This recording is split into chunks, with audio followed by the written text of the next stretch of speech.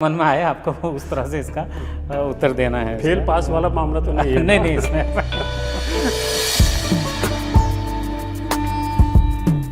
मैं ये एक अच्छा व्यक्ति बनना चाहता था, एक मनुष्य बनना चाहता था। ये तो बहुत बड़ी बात है आपने कही।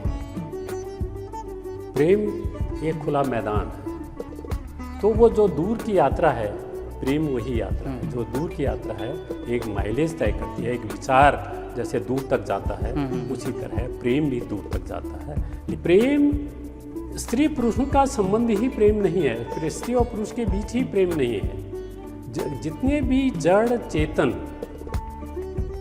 जो भी है, जिसको आप लगता है कि हमारे यहाँ तो जो भारतीय परंपरा में हम तो पत्थर को भी पूजते हैं।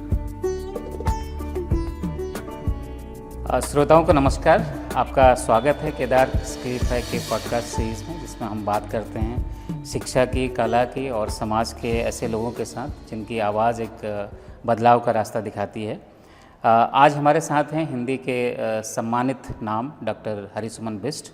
आप उपन्यासकार, कथाकार, कहानीकार, यात्रा लेखक, पटकथा लेखक, सभी रूपों में हिंदी साहित्य को समृद्ध करने वाले रचनाकार हैं। आपकी प्रमुख रचनाओं की अगर हम बात करते हैं तो ममता, होना पहाड़, आसमान झुक रहा है, आचरी माचरी, भीतर का ये एकांत, 32 राग गाओ मौला, अपने अरण्य की ओर, ये एक ऐसी सीरीज है जिसमें बहुत सारी बुक्स लिखी गई हैं डॉक्टर हरिसुमन बिष्ट जी के द्वारा। और उसमें कुछ अंतर यात्रा और नील के आर पार यात्रा संस्मरण भी हैं। देश विदेश की अनेक भाषाओं में आपकी रचनाओं का अनुवाद भी हुआ है। तो हम हार्दिक स्वागत करते हैं डॉक्टर हरिसुमन बिष्ट जी का। धन्यवाद त्रिभुवन जी, मेरा सौभाग्य है कि आज आपने मुझे यहाँ पर बातचीत करने का मौका दिया है। कोशिश करूँगा कि जो आप जानना चाहेंगे वो उसको मैं ठीक ठीक बता पाऊँ और आपके सामने, अपने दर्शकों के सामने, पाठकों के सामने रख सकूँ। डॉक्टर साहब, हम शुरुआत करते हैं इसमें कि ये जो आपकी रचना संसार है, इसकी यात्रा, ये लेखन की यात्रा कब और कैसे शुरू हुई? क्या कोई ऐसा व्यक्तित्व रहा जिसने आपको प्रभावित किया लिखने के लिए, या कोई ऐसी घटना रही जिसने प्रभावित किया कि कुछ लिखा जाए? ये बहुत महत्वपूर्ण सवाल आपने किया है और ये लगातार ऐसा सवाल किया भी जाता है। लेकिन मैं इतना ज़रूर आपको कहना चाहूँ कि मेरी पृष्ठभूमि जो है वो पहाड़ की रही है।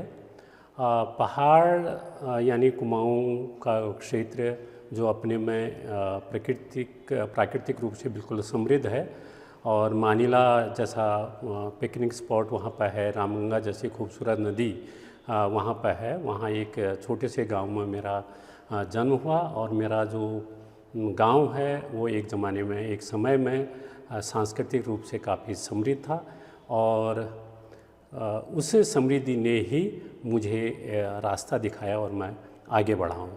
जहाँ तक मुझे किसी रचना ने प्रभावित करने का सवाल है, क्योंकि मेरी जो घर की जो पृष्ठभूमि रही है वो भी बहुत समृद्ध रही है। जो मेरे दादा थे वो कुमाऊनी के कवि थे, और इसके साथ साथ जो पहाड़ के जो मुख्य उस समय के जो रचनाकार थे और जो कलाकार थे, उनके साथ भी मेरा एक अच्छा तारतम्य था, और उनको मैं सुनता था, उनसे बातचीत करता था, तो उसका मिला जुला एक प्रभाव मेरे जीवन पर पड़ा है।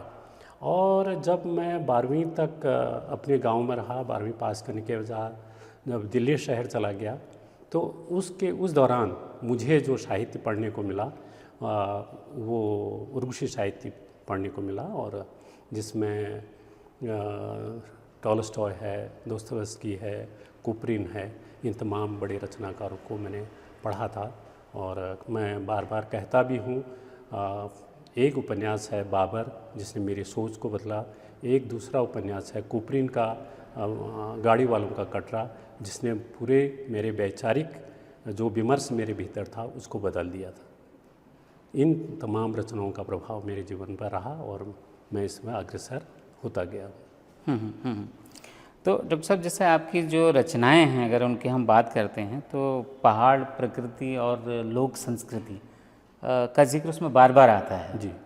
और ऐसा लगता है कि आपके जीवन परिवेश की देन ये रही है, या जो आपने एक तरह का बैकग्राउंड बताया उसका प्रभाव लगता है इसमें पूरी तरह से। जब आप लेखन करते हैं और ख़ासकर इस बात पर बल दिया जाना चाहिए कि जिस प्रवेश में आप रह रहे हैं वो प्रवेश आपको प्रभावित करता है।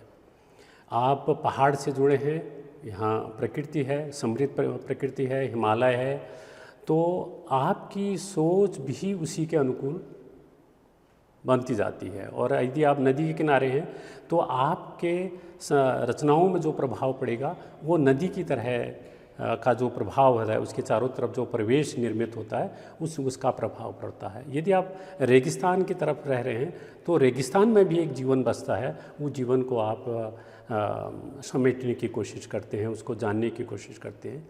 तो प्रकृति का बहुत बड़ा प्रभाव, परिवेश का बहुत बड़ा प्रभाव आपके लेखन पर पड़ता है, आपके जीवन पर भी पड़ता है।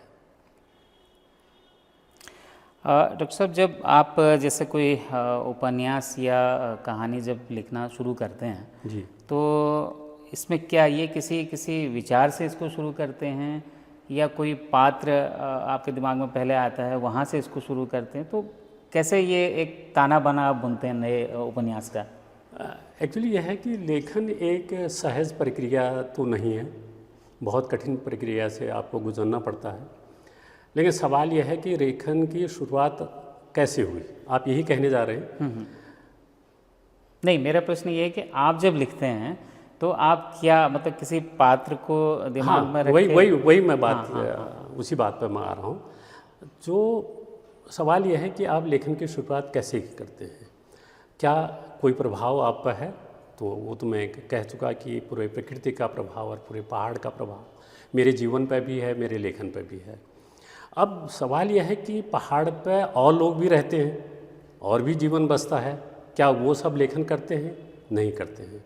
तो इसका जवाब बहुत छोटा सा संक्षिप्त मैं आपको देना चाहूँगा कि लिखता वही है जिसके दिल में ठेस हो, तनाव हो, लगाव हो, दर्द हो। ये तमाम परिस्थितियों की जो उठापटक है, इनसे जब कोई व्यक्ति गुजरता है तो मानसिक दबाव आप पर इतना पड़ता है कि आप अपने को अभिव्यक्त करना चाहते हैं, और अभिव्यक्त जब करते हैं तो शब्दों का जामा उसे बाद में पहुंच देते हैं, व्याकरण की दृष्टि से उसे बाद में ठीक करते हैं। लेकिन सवाल यह है कि जब आप प्रभावित होते हैं तो आप अभिव्यक्त करते हैं, वह अभिव्यक्ति ही आपकी रचना की दशा और दिशा तय करती है। तो यही मेरे साथ भी होता है कि तमाम जो पहाड़ का मेरा जो कठोर जीवन है, पहाड़ का जीवन इतना सरल जीवन नहीं है, ये मैं कई बार कह चुका हूँ। पहाड़ का जीवन बहुत कठिन जीवन है, वहाँ उतार चढ़ाव इतने हैं कि हर कदम पर आपको सांस्कृतिक रूप से संस्कृति, प्रकृति सब आपको प्रभावित करती है। आपका मनोविज्ञान आपको खुश रखना चाहता है, लेकिन जब आपका कदम आगे बढ़ता है तो आपको मौत भी दिखती है। आप जब चढ़ते हैं तो आपको डर लगता है कि आपका पाँव फिसल जाएगा, जब आप नीचे पहाड़ उतरते हैं तो आपको लगता है कि आपका पाँव फिसल जाएगा। एक तो एक चलने का है, लेकिन जब जीवन की जो कठिनाइयाँ हैं, जो जद्दोजहद है, जो वहाँ का पुरुष वर्ग है उसका कार्य, जो महिलाएं हैं उनका कार्य, ये तमाम चीज़ों को आप देखेंगे, और इसके लिए आपको संवेदनशील होना बहुत ज़रूरी है। यदि इन संवेदनशीलता आपके भीतर नहीं है तो आप रचना नहीं कर सकते, तो आपको अति संवेदनशील भी होना पड़ता है। तो ये तमाम चीज़ों का प्रभाव आपके जीवन पर प्रभाव पड़ता है, तो और मेरे जीवन पर भी वही प्रभाव पड़ता है, तो मैं लिखता हूँ। लेकिन लिखते लिखते जब अपनी चीज़ों को पढ़ता हूँ तो बड़ा अंतर्मन से खुशी भी होती है कि हाँ, मैं जो चीज़ें उठा रहा हूँ, जिन मुद्दों को उठा रहा हूँ, ये एक सही दिशा की तरफ जा रही हैं।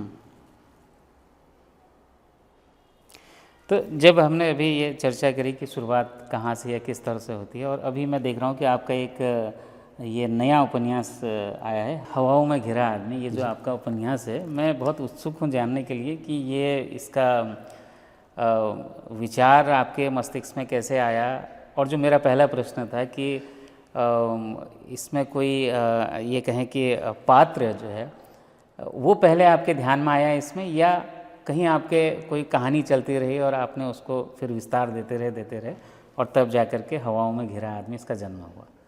बिल्कुल सही बात आपने की है।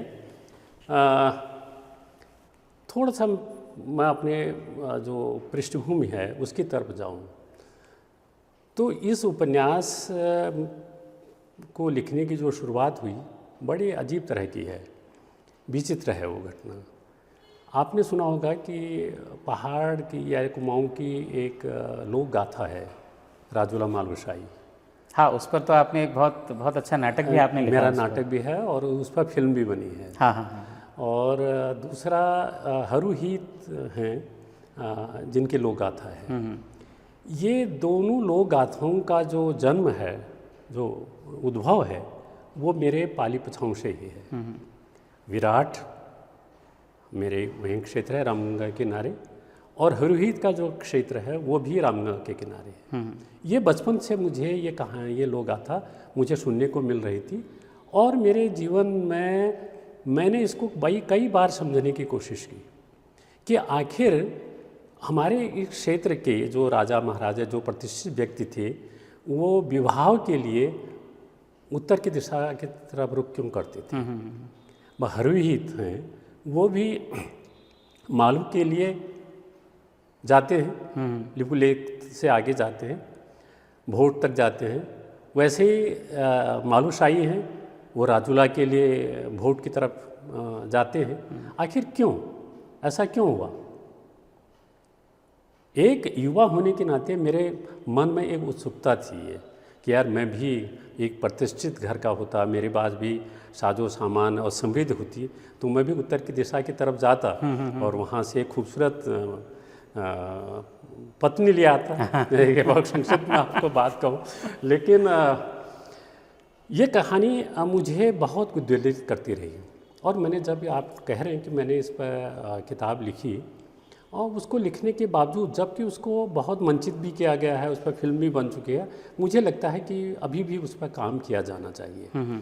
और मेरा सौभाग्य ये रहा कि प्रेम मटियानी जैसा व्यक्ति ने उस किताब की भूमिका लिखी और उन्होंने उसमें स्पष्ट लिखा है कि मैंने अभी तक लगभग 20 से ज़्यादा राजूला मालवशाही के संस्करण पढ़ लिए हैं। जिस प्रामाणिकता के साथ हरिसुमन बिष्ट ने लिखा है, मैं उनको बधाई देता हूँ। तो सचमुच में बहुत अद्भुत कहानी है।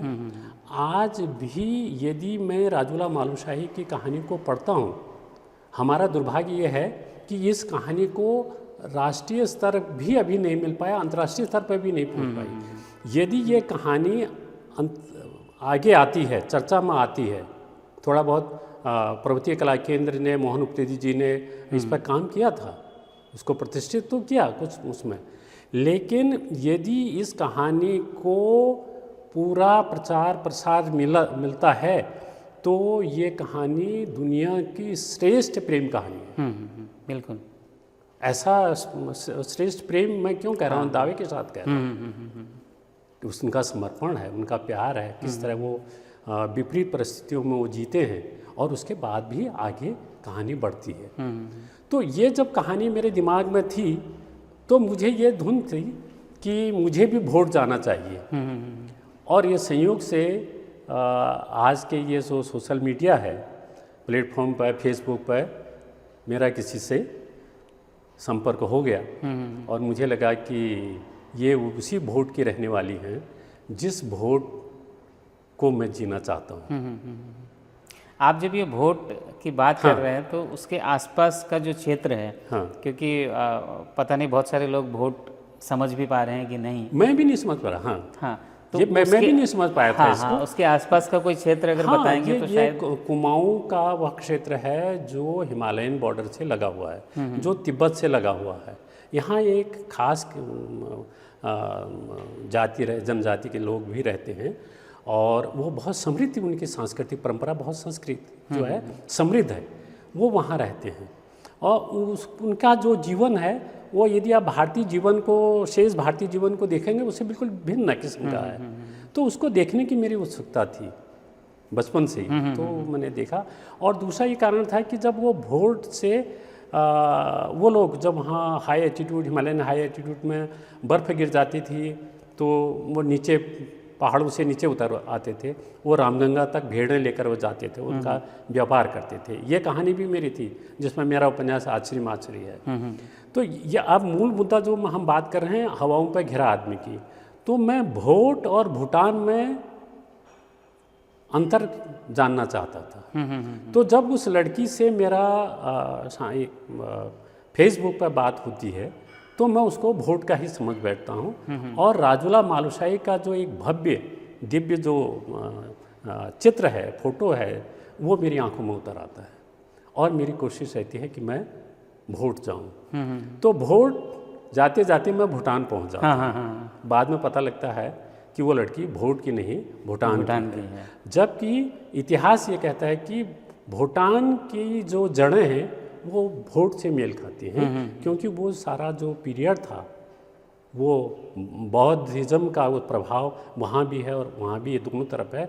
और बुद्ध को एक उससे देखा जाता है, जैसे हमारे यहाँ 33 कोटि देवताएं हैं और कितने अवतार हैं, उन अवतारों में बुद्ध भी हैं। तो बुद्ध की जो परंपरा है वो सीधे भारतीय जीवन दर्शन से जुड़ती है। तो भोट का जीवन भी बुद्ध के साथ जुड़ा हुआ है और भोट का भी जुड़ा हुआ है। तो मुझे लगा कि मैं एक सही ट्रैक की तरफ जा रहा हूँ। जब मैं दिल्ली से भूटान पहुँचता हूँ तो उस लड़की से मेरा सीधा संबंध जुड़ता है। वो डेचेन नाम की लड़की है, और बाद में तो मुझे पता चलता है कि वो डॉक्टर है और पढ़ी लिखी डॉक्टर है, और उसकी प्रतिष्ठा पूरे राष्ट्रीय स्तर पर उसकी प्रतिष्ठा है। मतलब वहाँ के लोग ये कहते हैं कि जिस मरते मरते पेशेंट पर वो हाथ लगा देती है, उसको दवा दे देती है, तो वो धन्य हो जाता है, वो जीवित हो उठता है। तो ये जो प्रभाव था वो मेरे जीवन पर उसका पढ़ा और मैं उसके बहुत करीब हुआ। तो एक बार एक स्थिति आती है कि मैं उसके साथ भ्रमण करता हूँ, भूटान का भ्रमण करता हूँ, इधर उधर से देखता हूँ, जो भूटान की लोक संस्कृति है, लोक जीवन है, उसको मैंने समझने का प्रयास किया। जो वहाँ की सांस्कृतिक पृष्ठभूमि है, जो वहाँ की राजनीतिक पृष्ठभूमि है, उसको भी मैंने समझने का प्रयास किया। अंततः मैं उससे इतना प्रभावित हो जाता हूँ और वो मेरे व्यक्तित्व से इतना प्रभावित होती है, तो हम ये तय करते हैं कि हमें शादी कर लेनी चाहिए। लेकिन शादी नहीं हो पाती। उसका कारण है, उसमें बड़ा जो पेंच फंसता है वो ये था, वो पेंच कि भूटान में यदि कोई शिक्षित लड़की, पढ़ी लिखी लड़की, ये तो डॉक्टर है, यदि मुझसे किसी बाहरी देश के व्यक्ति से शादी करती है तो उसका जितना खर्चा सरकार ने उस पर खर्च किया है, उसकी पढ़ाई लिखाई पर, वहाँ शिक्षा मुफ्त है, वो उसको भुगतान करना पड़ता है। तो वो इस स्थिति में नहीं है। और वो बड़ी राशि है, वो बड़ी राशि है, वो नहीं करते। तो आखिर में हम उनको उनके जो देख रेख, जिनके गार्जियनशिप में वो लड़की आगे बढ़ती है, पढ़ती है, उनसे मेरी मुलाकात होती है। वो उनके घर मुझे ले जाती है, खाना पीना, वहाँ की जो चीज़ें हैं वो तमाम चीज़ों को मैं समझता हूँ, उसके जीवन को समझता हूँ। तो मुझे लगा कि जब मैं उनके घर पर, उस राजनीतिक व्यक्ति के घर पर जाता हूँ, तो मुझे लगता है कि वो हमारे प्रेम संबंधों से कहीं अधिक महत्व पाकिस्तान और हिंदुस्तान नेपाल, हिंदुस्तान बांग्लादेश, हिंदुस्तान श्रीलंका के जो हमारे राजनीतिक जो समीकरण हैं उन पर चर्चा कर रहे हैं, उन पर रुचि ले रहे हैं। लेकिन मेरी रुचि इन देशों के सांस्कृतिक आदान प्रदान को लेकर है।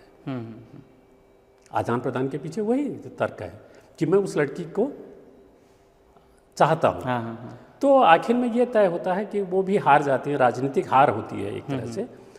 तो वो कहते हैं कि भाई तुम्हारे पिता जो वहाँ मतलब शहीद हुए हैं, वो वहाँ दफनाए हुए हैं, अब मैं तुम्हारी कोई इसमें मदद नहीं कर सकता, तुम वो अपने दफनाए हुए पिता के पास जाओ, उनसे पूछो।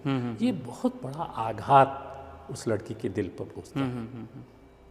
तो आखिर में जब वो बहुत उससे विचलित हो जाती है, तो उनका जो वहाँ के गुरु हैं, जो भूटान के राजगुरु हैं, वो कहते हैं कि ठीक है, मनुष्य का काम मनुष्य के पक्ष में खड़ा होना होता है। तो वो उस लड़की को कहते हैं कि तुम चाहो तो इससे शादी कर सकते हो। तो इतनी तक वो कहानी होती है। और दोनों, ये अद्भुत प्रेम कहानी है। आज ही मैं आपको बताऊं इस कहानी के बारे में। एक युवा है और वो शोध छात्रा है प्रियंका। उन्होंने कल रात ही मुझे लिखा है कि मैंने ये उपन्यास खरीद के मैंने पढ़ लिया और अपनी प्रतिक्रिया, लंबी प्रतिक्रिया उन्होंने दी है कि आज के युवाओं का प्रेम किस तरह का है। हाँ हाँ हाँ हाँ मतलब प्रियंका ना मुझे जानती और प्रियंका को ये है कि मैं एक युवा हूँ और एक युवा मानसिकता से मैंने ये उपन्यास लिखा है। तो उसने अपने जीवन का जो अनुभव है, जो प्रेम को लेकर उन्हें उस उपन्यास पर अपनी टिप्पणी दी है, वो अद्भुत है। तो मुझे लग रहा है कि आपने सही मुद्दा उठाया, ये प्रेम कहानी है, जीवन को समझने का एक जरिया, एक माध्यम है। आज की तारीख में प्रेम कहानियाँ तो बहुत लिखी, अनगिनत प्रेम कहानियाँ लिखी हैं, लेकिन उस सामान्य से प्रेम की घटना को एक अलग नज़रिए से रखना, ये इस उपन्यास की उपलब्धि है। ये मैं भी खुद इस बात को स्वीकार करता हूँ। तो हमारी बहुत शुभकामनाएं हैं डॉक्टर साहब आपको कि ये पुस्तक चर्चा में आए, क्योंकि इसका विषय ही ऐसा है जो आज की पीढ़ी और एक जो युवा पीढ़ी है, प्रेम किसी न किसी बहाने उनके आसपास से गुजरता ज़रूर है। और इस कहानी को वो अगर पढ़ते हैं, समझते हैं, तो हो सकता है उनको एक सही मार्ग प्रेम का मिले। प्रेम एक्चुअली जो मैं समझता हूँ, प्रेम कोई बंद कमरे में नहीं होता। प्रेम एक खुला मैदान है, क्रिकेट का एक मैदान है। आप इस तरफ से बॉल को उछालिए, दूर तक जाएगी। तो वो जो दूर की यात्रा है, प्रेम वही यात्रा है। जो दूर की यात्रा है एक माइलेज तय करती है, एक विचार जैसे दूर तक जाता है, उसी तरह प्रेम भी दूर तक जाता है, लेकिन प्रेम ठहरता नहीं है। एक नई संवेदना, एक नए जीवन को लेकर आपके सामने उपस्थित होता है। पीछे मैं जब डॉक्टर साहब अध्ययन कर रहा था कुछ चीज़ों का, तो मेरी रुचि थोड़ा अध्यात्म में रही है जी। तो वहाँ पर मैं ये पढ़ रहा था कि अगर कोई व्यक्ति ये सोचे कि मुझे अध्यात्म की तरफ जाना है और उसे प्रेम का कोई अनुभव ना हो, प्रेम मतलब संवेदना सही है, इसमें प्रेम के तो बहुत बृहद ये बात है। जी जी। तो उसमें ये कहा गया था कि भाई अगर आप अध्यात्म तक पहुंचना चाहते हैं तो आपको प्रेम और संवेदना की सीढ़ियों से गुजरना पड़ेगा। बिल्कुल। अगर आप वो सीढ़ियां तय नहीं कर रहे हैं तो फिर वो खोखलापन है जो जिस अध्यात्म की आप बात कर रहे हैं। जी बिल्कुल, आप ठीक कह रहे हैं। इससे सबसे बड़ा जो उदाहरण हमारे सामने आता है, मीरा का सबसे बड़ा उदाहरण है। मीरा यदि कृष्ण से प्रेम नहीं करती तो मीरा नहीं होती, है ना। और आप रसखान को लीजिए, वो भी कृष्ण से कितना प्यार करते हैं। और दूसरे रचनाकार हैं, आप सूरदास को लीजिए, आप तुलसीदास को लीजिए, क्या तुलसीदास और राम के बीच प्रेम नहीं है? प्रेम है। प्रेम स्त्री पुरुषों का संबंध ही प्रेम नहीं है, स्त्री और पुरुष के बीच ही प्रेम नहीं है। जितने भी जड़ चेतन जो भी है, जिसको आप लगता है कि हमारे यहाँ तो जो भारतीय परंपरा में हम तो पत्थर को भी पूजते हैं, उस पत्थर से भी हमारा लगाव हो जाता है, हम कभी उसको वो नहीं करते। एक कुत्ता है, हम कुत्ते को प्यार करते हैं, उसको हम फिर दुत्कारते नहीं हैं, जैसे अपने बच्चे हैं हम उसी तरह उसको पालते हैं। तो प्रेम कोई एक निश्चित एक दायरे में रहने वाला नहीं है, उसका बड़ा विशाल फलक होता है। सवाल ये है कि आप किस मानसिकता से उसको जीते हैं और किस ऊंचाइयों तक उसे पहुंचाते हैं।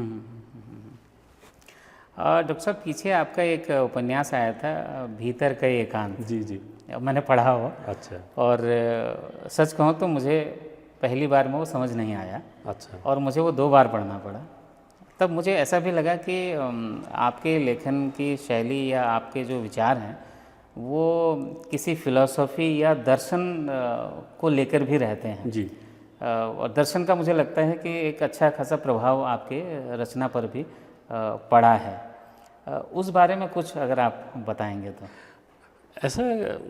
ऐसा कुछ नहीं है। दर्शन एक्चुअली मैंने जीवन को समझने का प्रयास किया है, और क्योंकि जीवन जितना अभी तक हमने जी लिया है, ये इस पीरियड में जीवन को समझना और अपने उतार चढ़ाव को समझना और कुल मिलाकर व्यक्ति को मनुष्य के पक्ष में खड़ा होना, ये मैंने सीखा है और यही मेरा अपना एक नज़रिया भी, दृष्टिकोण भी रहता है। जब जब मैं मनुष्य के पक्ष में खड़ा होता हूँ तो मुझे अपना जो जीवन दर्शन है वो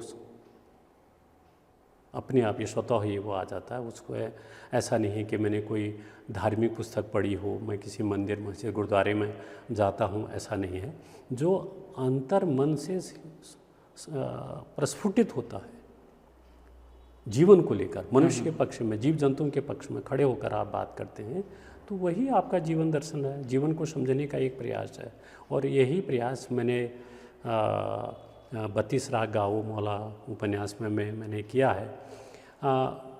सही बात तो यह है कि जो मौला राम का जो चरित्र है वो बहुत कठिन जटिल चरित्र है, क्योंकि मौला राम एक राजनीतिज्ञ व्यक्ति है, मौला राम एक कवि भी है, मौला राम एक चित्रकार भी है, मौला राम बहुत कुछ है, दार्शनिक भी है। लेकिन मौला राम ये अय्याश भी है।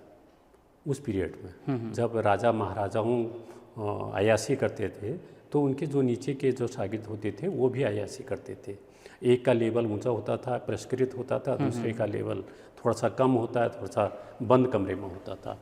तो मौला राम जैसा व्यक्ति एक गणिका से प्यार करता था और उस गणिका ने उनके जीवन को बदल दिया। और वो चाहते थे कि गढ़वाल का जो राज्य है, वहाँ की जो खुशहाली है और वहाँ की जो महिलाएं हैं, वहाँ के जो पुरुष हैं, बच्चे हैं, जो वहाँ का जीवन है, उसको कैसे बचाया जाए।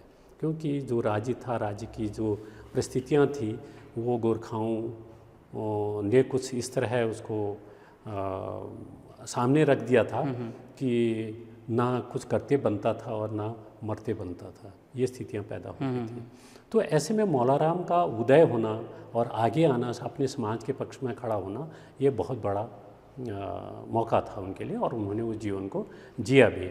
और अपने जो चित्र हैं, मैं आपको ये बता दूं, मौला राम एक साधारण व्यक्ति नहीं है। मौला राम वो व्यक्ति है जिसने पहाड़ शैली, चित्रकला की पहाड़ शैली को जन्म दिया है। वो बात अलग है कि मौला राम ने वो चित्र शैली को बनाया, एक शैली निर्मित की, लेकिन उनके साथ ही वो खत्म हो गई। उनकी जो आगे वाली जो पीढ़ी थी वो उसका निर्वहन नहीं कर पाई, उस तरह के चित्र वो नहीं बना पाई। मैंने उनके चित्रों को कई म्यूजियम्स में देखा है। मैं वो जो किताब है 32 राग गाओ मौला, उसमें भी मैंने उनके चित्र को ही मुख्य कवर में रखा है। तो 32 राग केवल कहने को नहीं है, नंबर्स नहीं है।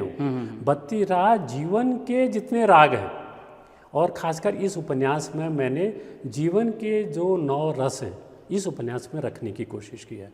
इसमें रौद्र भी है, इसमें हास्य भी है, इसमें व्यंग भी है। तमाम जितने 9 रसों का निर्वहन मैंने इस उपन्यास में किया है। अब बेसिकली मूलतः है ये उपन्यास राजनीतिक उपन्यास है और बहुत अच्छी इसकी चर्चा भी रही है।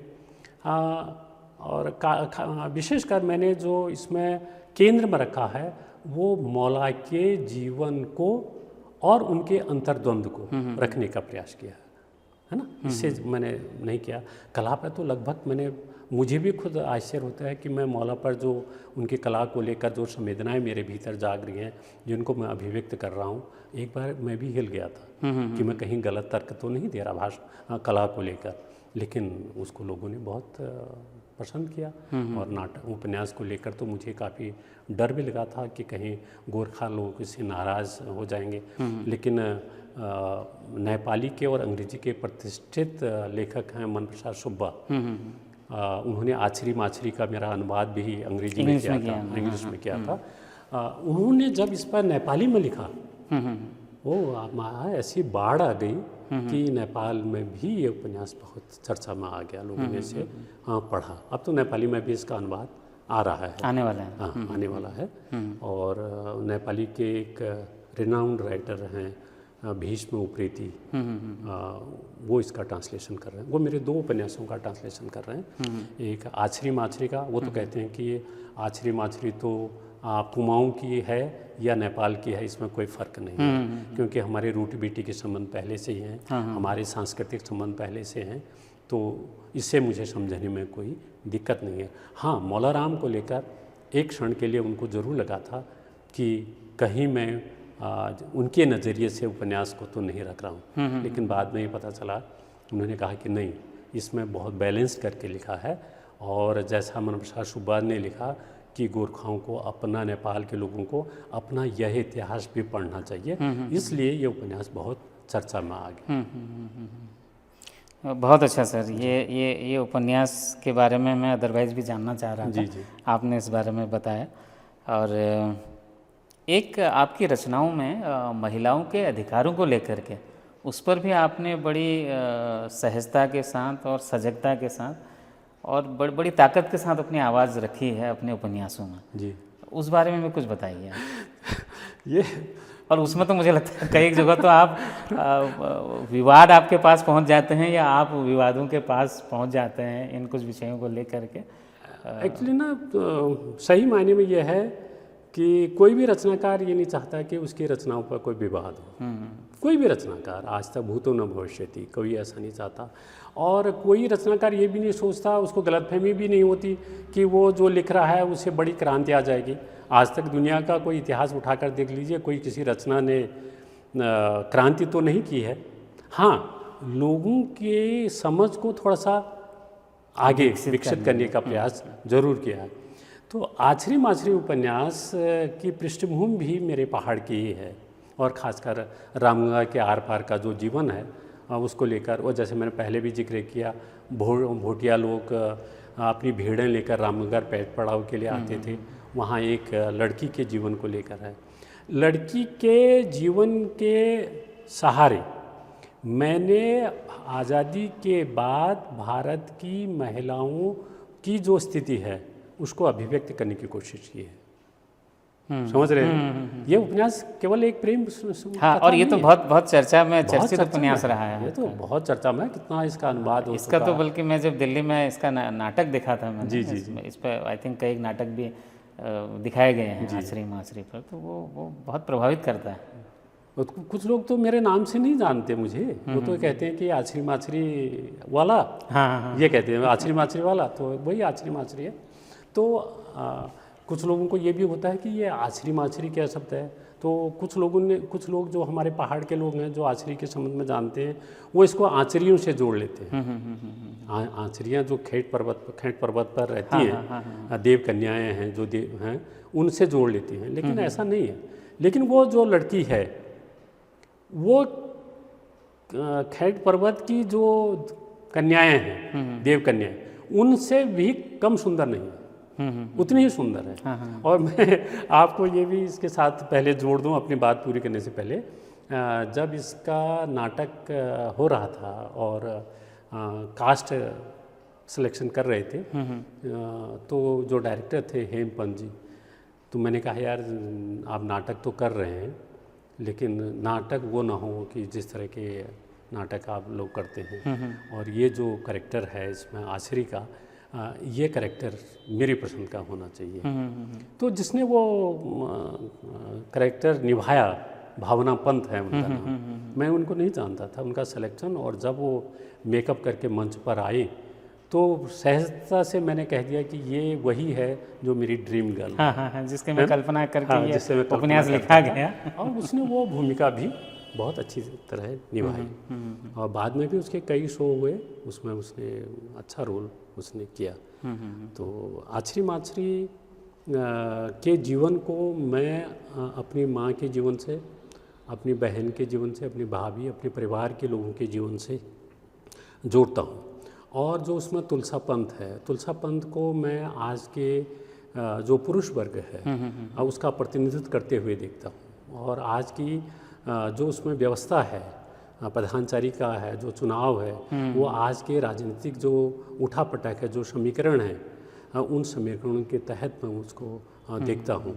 तो वो यथार्थ जो 1990 में मैंने उस उपन्यास में रखने का प्रयास किया था, वो आज भी प्रासंगिक है और बढ़ा है। उस दिशा की तरफ चीज़ें बहुत बढ़ी हैं। तो इसलिए मुझे लगता है कि मेरे उपन्यास की केवल हिंदी में ही नहीं पूरे भारतीय भाषाओं में उसकी चर्चा हुई है और अंतर्राष्ट्रीय स्तर पर भी उसकी चर्चा हुई है। एथेंस से और कई आर्टिकल उस पर बाहर से भी लिखे गए हैं। एक अलग तरह का उपन्यास तो है।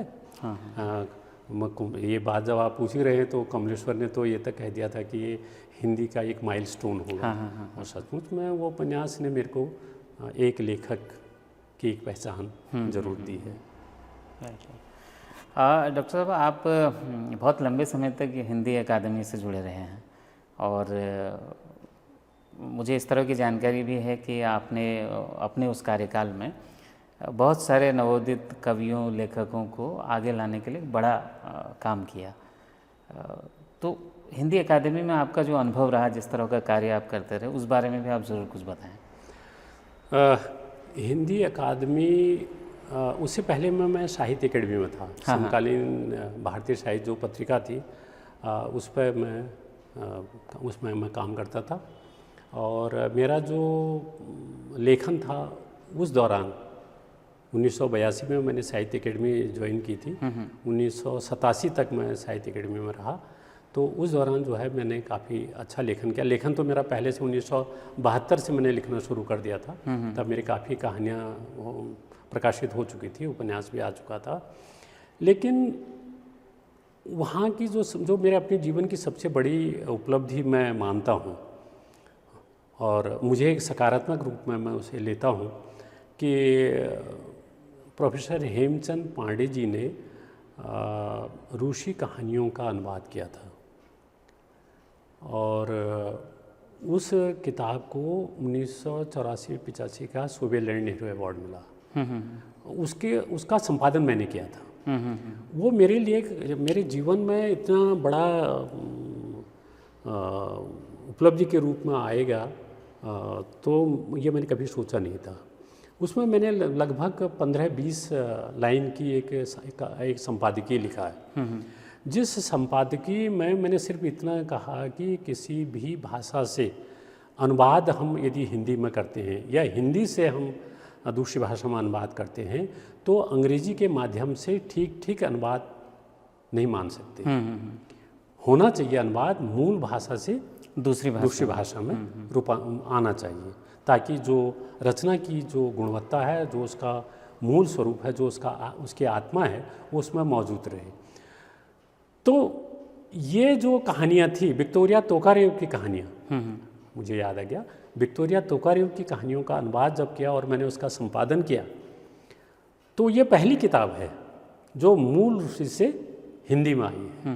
अदरवाइज क्या होता है कि पहले कोई भाषा है उसका अंग्रेजी में अनुवाद फिर वो दूसरी भाषा में अनुवाद है। तो ये तो लेखन तो है ना कुछ। मैं हिंदी में मैंने जो लिखा है अंग्रेजी में जाते जाते कुछ चीज़ें छूट जाती हैं, फिर वो दूसरी भाषा में गई, कुछ वहाँ छूट गई, तो अधूरी चीज़ें लगभग वहाँ तक पहुँचती हैं।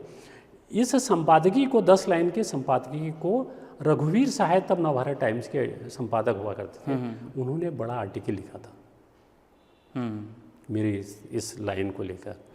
तो सचमुच में उस किताब को सोवियत नेहरू अवार्ड भी मिल गया और मेरे भी कॉलर खड़े हो गए कि हाँ यार मैंने जो काम किया है शुरुआत अच्छी हुई है। तो फिर धीरे धीरे मेरा उत्साह बढ़ता गया और कहानियाँ मैं लिखता गया, छपता गया। बीसों तरह की एक्चुअली लेखन वही सहज प्रक्रिया नहीं है, ये मैंने आपको पहले भी कहा। कई दांव पेच हैं, कई तरह के उठा पटक है। मैं तो रचनाकारों में भी ये कहता हूँ कि जो सभी भाषाओं में तो नहीं कह सकता, खासकर हिंदी में जो रचनाकार हैं आपकी रचना की तारीफ नहीं करते, है ना।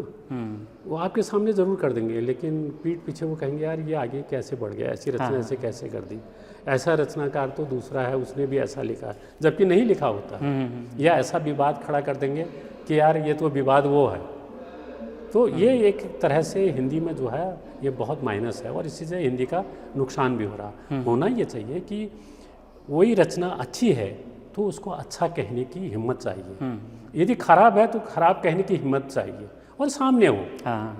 अप्रत्यक्ष रूप से चीज़ें अच्छी नहीं होती और दूर तक उसके जो परिणाम होते हैं वो बड़े घातक होते हैं। तो ये मेरा जो सिलसिला चला आछरी माछरी को लेकर वो निरंतर आज भी, अब तो वो हिंदी उसमें कई भाषाओं में आ गया, अभी पर्शियन में भी आया है, सिंधी में आया है, मराठी में अभी आया है। तो ये तमाम अनुवाद होते रहे, लोग पढ़ रहे हैं, है ना। तो अच्छा है वो उपन्यास, मुझे अच्छे माइलस्टोन के रूप में ले गया।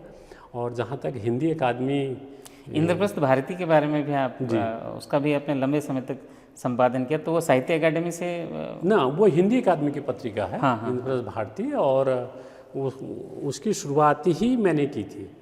उसका रजिस्ट्रेशन कराने से लेकर अपने 27 साल के कैरियर तक मैं उससे जुड़ा हुआ रहा।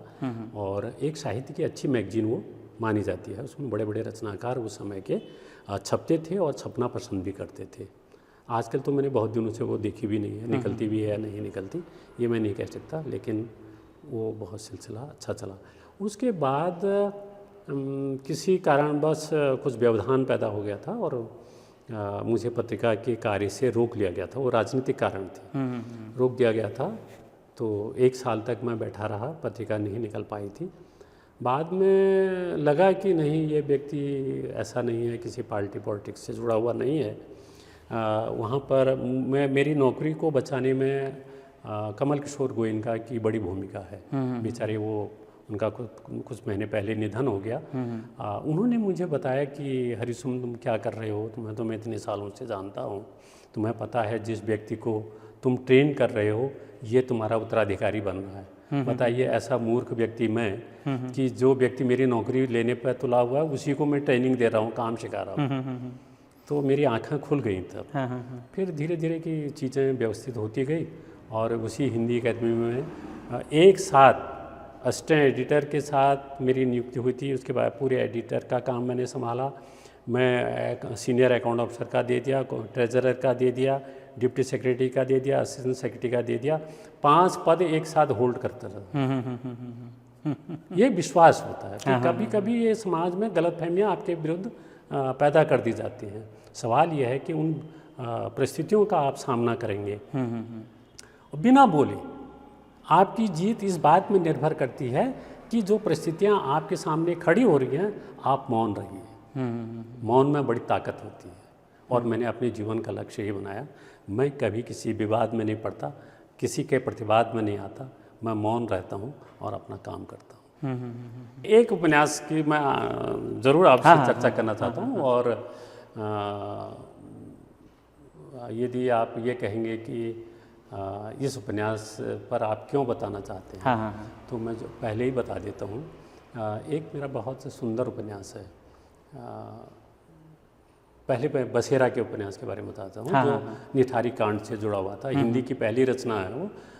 उसके बाद निठारी पर तो अखबारों में तो खूब लिखा गया, लेकिन उपन्यास के रूप में मेरा ही उपन्यास है और बड़ी चर्चा उसकी हुई थी।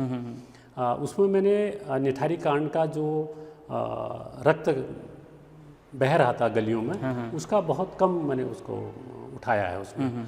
लेकिन मैंने ये कहने की कोशिश की है कि दुनिया में जब जब जिस देश में विकास हुआ है तो इस तरह की खून किए जाने का सिलसिला चलता आ रहा है। ये नई घटना नहीं है, कई देशों में वो इस तरह के उदाहरण आपको देखने को मिल जाएंगे।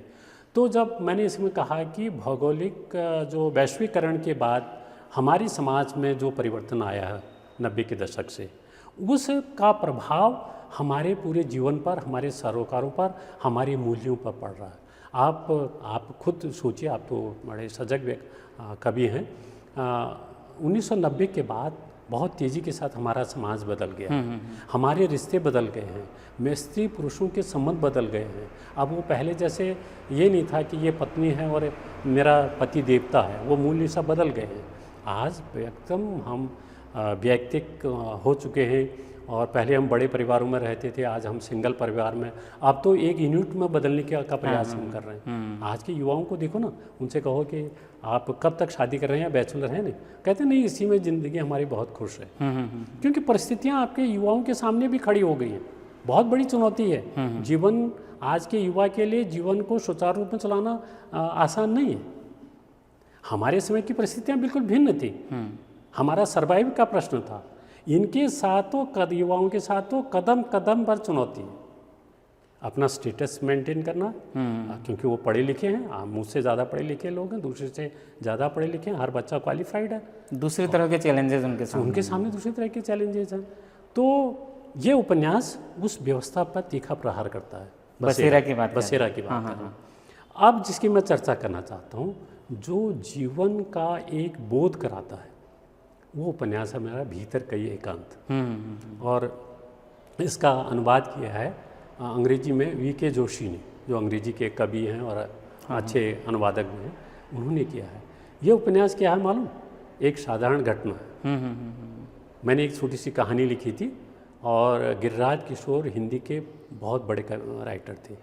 उन्होंने मुझे साहित्य अकेडमी के एक फंक्शन में कहा, मैंने तुम्हारी वागर्थ में एक कहानी पढ़ी थी और तुम चाहो यार उस कहानी को विस्तार दो। और मैंने विस्तार दिया, वो एक उपन्यास का रूप ले लिया। उसको उपन्यास क्या है कि आज मैं इस उम्र में पहुंच गया हूं और आप युवा हैं, आपको भी मेरी उम्र में जाना है और मुझे भी उस बूढ़े की उम्र में पहुंचना है जो उस उपन्यास का मुख्य पात्र है ना। उस बूढ़े की स्थिति या हर बूढ़े की स्थिति, या हरिसुमन जिस दिन बूढ़ा हो जाएगा या त्रिभुवन जी जिस दिन बूढ़े हो जाएंगे, उनकी स्थिति वही होगी एक दरवाजे पर बैठे व्यक्ति की। वो बूढ़ा, उसके मनोविज्ञान को मैंने पकड़ने की कोशिश की है। वही बूढ़ा जो भारतीय राजनीति का 1947 से लेकर आज तक का प्रत्यक्ष गवाह, ये उस बूढ़े के माध्यम से ये युवा और एक बुजुर्ग का, जिसकी नज़र अब शमशान की तरफ है, उनके बीच जो संवाद है, जीवन को समझने का जो तौर तरीका है, वो उपन्यास बहुत ऊंचाइयों पर है। मेरा जो प्रश्न आपके लिए था कि आप फिलॉसफी दर्शन वाला, इस उपन्यास को लेकर ही था वो। तो ये उपन्यास जीवन को समझने का जो इस पर समीक्षाएं आई हैं, बहुत लोगों ने लिखा है और मैं बड़ा सौभाग्यशाली हूँ कि मेरी रचनाओं को कमलेश्वर ने भी उस पर पढ़ा है, बोला है, राजेंद्र यादव ने भी, और दूसरे जो जितने बड़े रचनाकार हैं, युवाओं को भी। मैंने युवाओं का उदाहरण तो मैंने पहले ही दे दिया। कल रात किसी का अचानक ही एक मैसेज आ गया मेरे फ़ोन में कि ये उपन्यास मैंने पढ़ लिया और ये है, मैं युवा हूँ, उसमें लिखा है मैं शोध छात्रा हूँ। तो यही उपलब्धि है। बाकी जीवन में और क्या है, जैसे आए थे वैसे ही चले जाएंगे। रिटायर हुए 8 साल हो गया, अब हमारे पास जीवन कितना बचा है ना।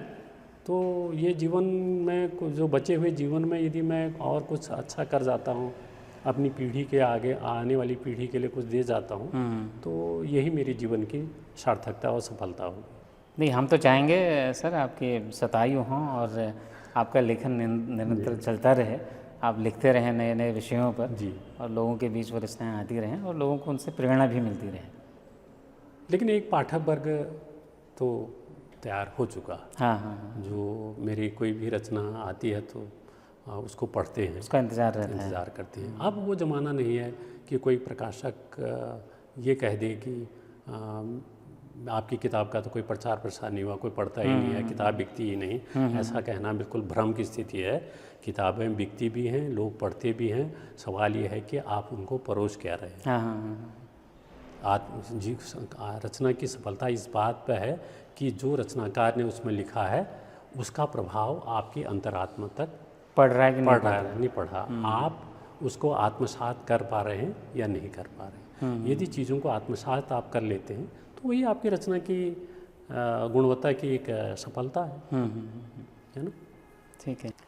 तो सर इसमें एक छोटा सा एक क्विज वाला सेक्शन है जिसको थोड़ा खेल साहित्य का करके थोड़ा हंसी मजाक का बोर्ड इसको कह सकते हैं। इसमें जो है मतलब कोई ऐसा प्रश्न आपको मतलब बहुत सहजता से जो आपके मन में आया आपको उस तरह से इसका उत्तर देना है। फेल पास वाला मामला तो नहीं है। नहीं इसमें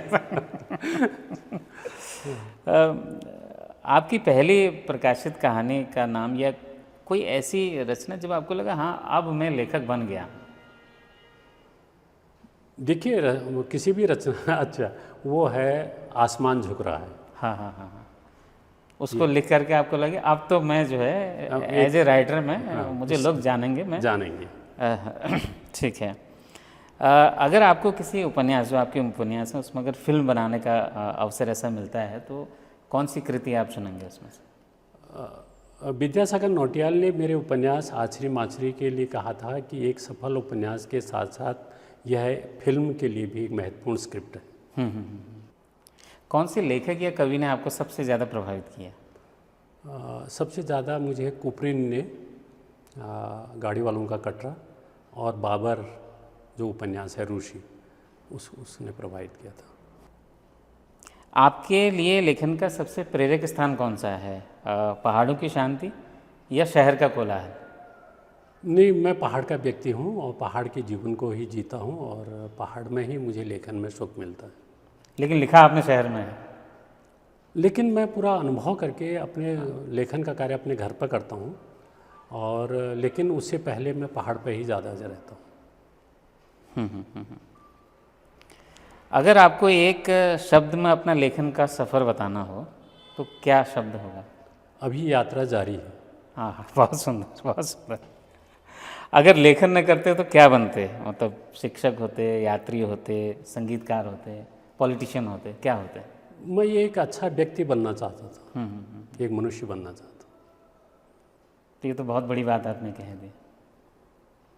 तो डॉक्टर साहब, ये आज का एक अच्छा संवाद आपसे हुआ और बड़े समय से मेरे मन में ये इच्छा थी कि आपके साथ कुछ वार्तालाप किया जाए और इसको ज़रूर मैं और प्रोबेबली हम नेक्स्ट टाइम और मिलेंगे और कुछ नए विषयों पर भी बात करेंगे। बट आज जितनी भी चर्चा हुई है उसमें बहुत सार्थक चर्चा हुई है। आपने अपना बहुत महत्वपूर्ण समय निकाला इस कार्यक्रम के लिए, आपको बहुत बहुत धन्यवाद। धन्यवाद आपका, और आप इस तरह का मौका मुझे देते रहें और मैं अपने मन की बात आपको सुनाता रहूं। और जो भी हम लिखें हमेशा मनुष्य के पक्ष में खड़े होकर मनुष्यता की बात करें और ये प्रयास मेरा जारी रहेगा। बहुत बहुत धन्यवाद आपका, आपने जो मुझे आज याद किया। धन्यवाद। और सभी श्रोताओं के लिए कि मैं उम्मीद करता हूँ कि आज का ये आपको पसंद आया होगा और भविष्य में हम इस तरह की चीज़ें आपके सामने में लाते रहेंगे। धन्यवाद।